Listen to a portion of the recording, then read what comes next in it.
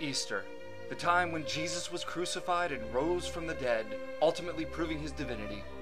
Wait, where does a rabbit with eggs come into this? Well, not to step on anyone's toes, but the rabbit and the eggs were first. Nearly every ancient civilization celebrated the vernal equinox, which marked the beginning of spring. The weather grew warmer, the days grew longer, life returned to the trees, and you made it through the winter, which back then was kind of a big deal. The Romans, Gauls, Druids, Egyptians, and even Chinese would hold celebrations and rituals filled with symbols of life and fertility. One of the most universal signs of fertility is the rabbit.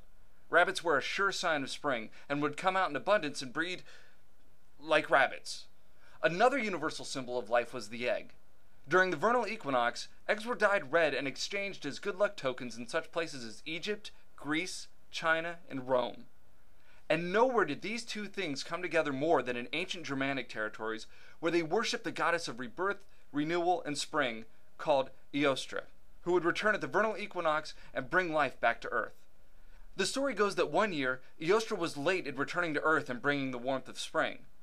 As a consequence, a poor bird's wings froze off. Eostre felt guilty and wanted to save the bird, so she turned it into a rabbit. The rabbit became one of her cohorts, and to honor its beginnings as a bird, once a year at the vernal equinox, the rabbit had the ability to lay rainbow-colored eggs, which it would hide for children to find. Children were also told to lay their caps and bonnets on the ground upside down.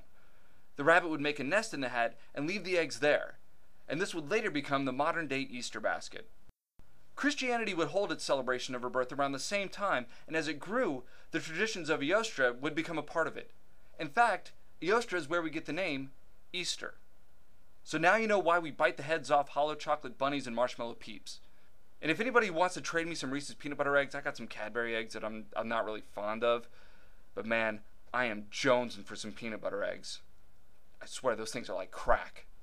Peter Cottontail, Peter Cottontail, tail, tail. Peter Cottontail, Peter Cottontail, tail, tail. Peter Cottontail, Peter Cottontail, tail, tail. Peter Cottontail, Peter Cottontail, tail, tail. Peter Cottontail, Peter Cottontail, tail, tail. Peter Cottontail, Peter Cottontail, tail, tail. Peter Cottontail, Peter Cottontail, tail, tail. Hop, hop, hop on a